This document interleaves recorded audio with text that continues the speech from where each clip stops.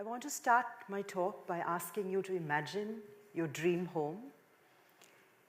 Is it an isolated cottage in the foothills of a mountain?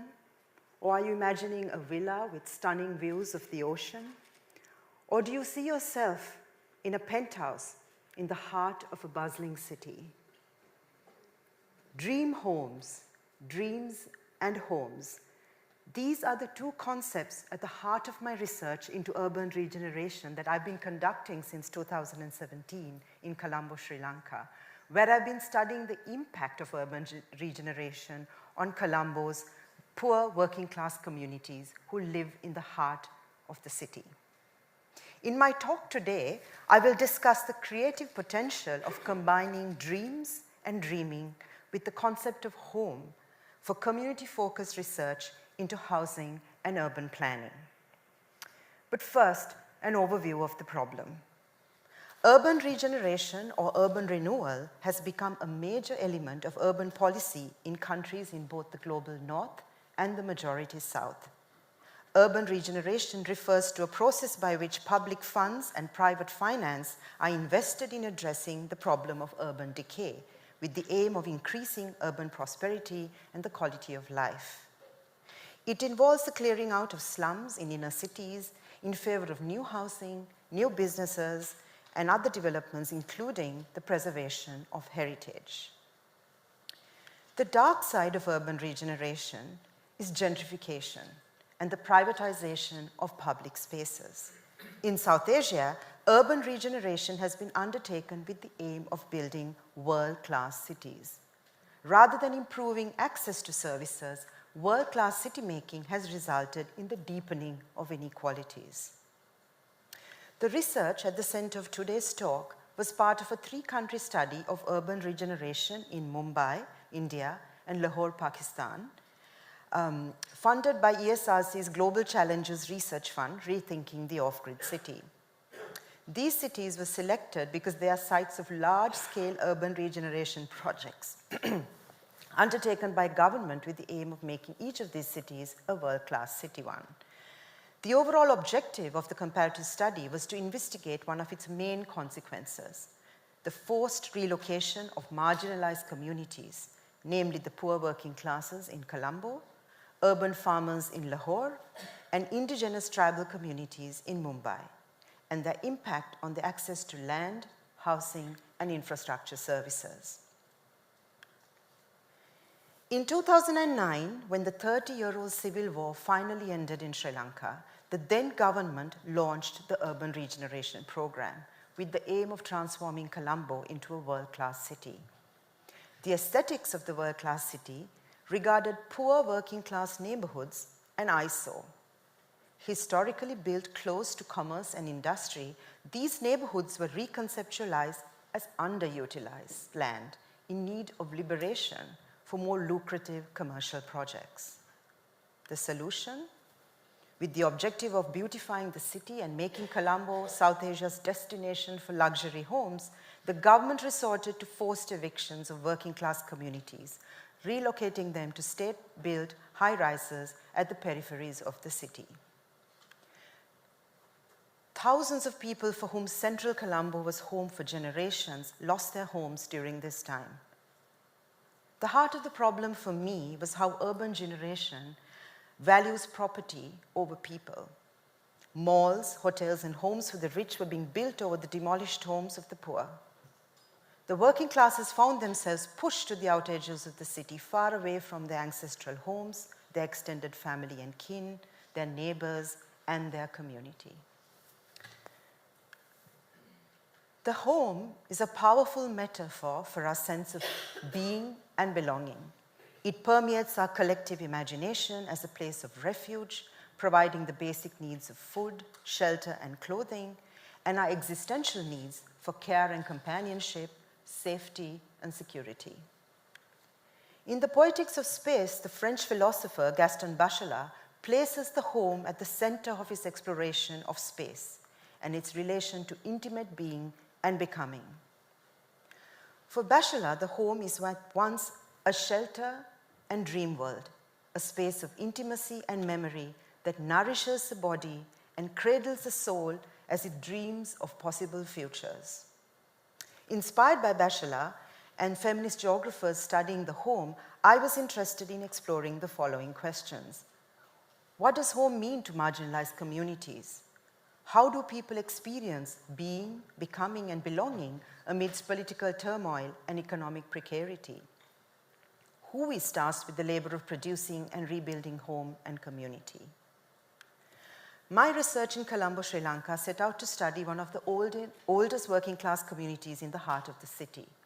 Known as Slave Island, the area was named after a river island by the Dutch colonial government in the 18th century. It housed laborers brought in from rural Sri Lanka, as well as migrant labor from South India to work in the Colombo port, mere 2 kilometers away. Under the British, Slave Island became known as Kompanna Vidya, or Company Street, named after the sterling companies that were set up in the area with easy access to the port and cheap labor that could work both day and night. Owing to this history, Kompanna Vidya is a vibrant, multi-ethnic, multi-religious community whose residents are known for being fluent in 2 or even 3 languages, who are famous for their street food and their colorful religious festivals. This historical context is important because the residents of Kompanna Vidya consider central Colombo their home, with most of them tracing their residential histories to at least the late 19th century. Now, this is a history that was deliberately denied by the post-war government from 2009 onwards. By designating them as migrants without rights to the city, the state demolished their homes and forcibly relocated them to the outer peripheries of the city. Today, many neighborhoods continue to still stand, temporarily stalled by the lack of public funds, COVID-19, and the economic crisis. It was one of these communities, suspended between living and leaving, making a home and losing one, that I decided to research. In November 2020, in between COVID-19 lockdowns, I undertook an ethnographic study of the community, focusing on the lives of 12 women and their families and households. Bachelor's ideas in the poetics of space may seem a far cry from the cramped houses that the Colombo's working class poor call their home and community, the one-room spaces incapable of nourishing dreams and aspirations of the future. But during the 14 months of ethnographic fieldwork, I learned the centrality of home and community to people's sense of identity and belonging. Women labored in households to create a home, a place of sustenance, comfort, and nurture for their husbands, their kin, and their children. Home was also a place where mothers nourished children's dreams, encouraging the next generation to aspire for a better future. Women were also responsible for cultivating community relations that ensured neighborhoods were safe and hospitable places. Those who had experienced relocation to high-rise flats talked about the irredeemable loss of belonging and the decimation of community that had been fostered for generations. In addition to the financial costs of living far away from schools and places of work, and the loss of security brought on by living next to unknown neighbors, many women talked about a feeling of gloom that did not leave them for over a year after relocation. But in the eyes of the policymakers, Colombo's working class had been compensated fairly. They had lost a house, but gained a brand new flat. The loss of home was immaterial to this policy decision. It was with the aim of capturing the meaning of home to these communities that I decided to commission a documentary film to a feminist filmmaker. Being Here, Stories of Home documents the lives of 4 women and why they consider Colombo their home. The film powerfully amplifies the voices of these women and how they experience the world-class city. 41 වත්තට තමයි ඒ තැන අයිති. නමුත් මම යෝජනා කරා කිව්ලේන් police lane කියන ඒ ගෙවල් ඒ පාරවල් දෙපැත්තෙම තියෙන නිවාසවලට ප්‍රජාශාලාවක් හදන්න එතන සුදුසුයි කියලා. මොකද අපි හැමෝම දුප්පත් අය. එදිනෙදා කීයක් හරි හම්බ කරගෙන ජීවත් වෙන කට්ටිය තමයි මේ මුළු ගමේම ඉන්නේ. මොකද අපි තමයි මෙතන උපන්දා ඉඳන් ඉන්න පදිංචිකරුවෝ. ඉතින් අපිට මොනවද ඕනේ අපේ මොනවද තියෙන අඩුපාඩුකම් ඒව මුකුත් එන අය කතා කරන්නේ නැහැ. අපේ දැන් මේ කොම්පැනි වීදියට පේනවා නෙළුම් කුළුණක්. ඉතින් නෙළුම් කුළුනේ සල්ලි තියන අය ගිහිල්ලා විනෝද වෙනවා ඇති. මම නම් තාම ගියේ නැහැ. ඉතින් මම හිතන්නේ ඒකේ රැට ලයිට් පත්තු වෙනවා. දැන් අපිට ලයිට් එකක් දැම්මම කරන්ට් බිල තුන්ගුණයකින් වැඩි වෙලා එනවා. ඒවට කොහොම එනවද දන්නේ නැහැ. දැන් නෙළුම් කුළුනේ උඩට ගියාම අපේ මේ ගෙවල් ඔක්කොම පුංචි ගෙවල් වගේ නෙමෙයි ඒගොල්ලන්ට පේන්නේ නැත්තේ. කැත විදියට පේන්නේ නැතිනේ. ඉතින් ඒකත් එක හේතුවක් මේ ගෙවල් අයින් කරන්න. මම කියන්නේ එහෙම නෙමෙයි. අපිත් එක්ක කතා කරලා අපිට මොනවද ඕනේ, අපේ මොනවද වෙන්න ඕනේ, ඒ වහලා අපි මේ පරිසරය ලස්සන කරලා දෙනවනේ ඒකත් හොඳයි. The film put a human face to the ongoing evictions, opening up a wider conversation about a more equitable and just approach to urban regeneration. But after every film screening, however, the audience challenged the research team. What are the alternatives to relocation? I took up this challenge in July 2024. Funded by the Urban Studies Foundation, I returned to the community to conduct workshops with the aim of co-producing a community manifesto on housing and urban planning. The concepts of dreams and homes were central to my methodology.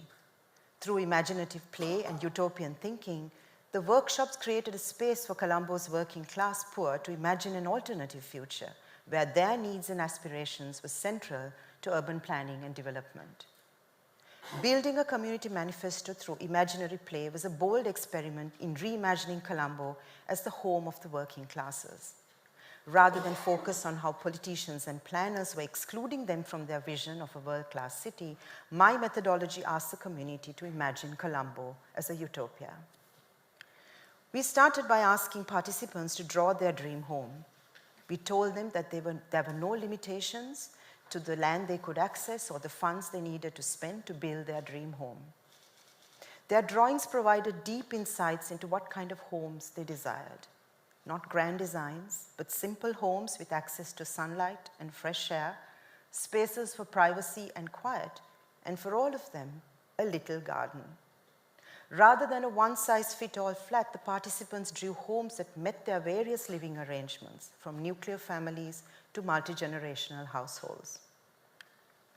The second activity involved distributing photos of community spaces that had been taken over by Urban Regeneration Program and converted into commercial spaces. We asked them to redesign these spaces. Working in small groups, the community came up with creative solutions for building an inclusive city that took into consideration the need for homes, public spaces, and commercial enterprises. The 4 workshops were a creative method through which to articulate the community's vision for Colombo.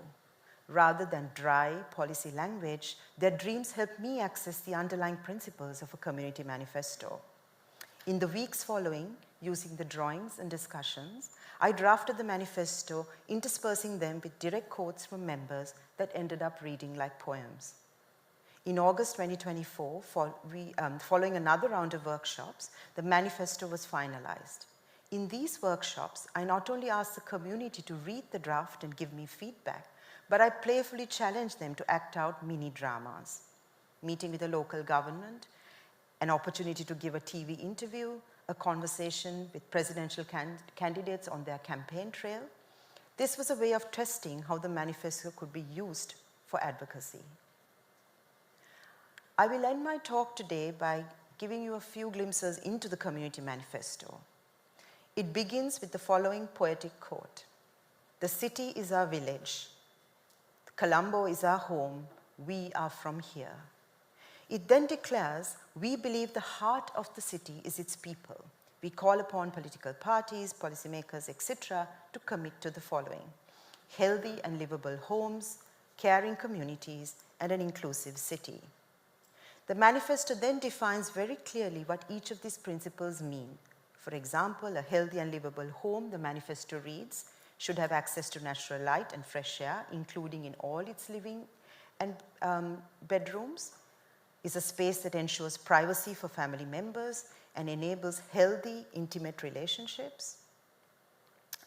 In December of this last year, the Prime Minister quoted the manifesto in her speech to international property developers interested in investing in Colombo. She urged them to hear the voices of the working class and consider their needs. We are neither objects nor subjects. We are citizens with the same rights as those for whom luxuries are made. Thank you.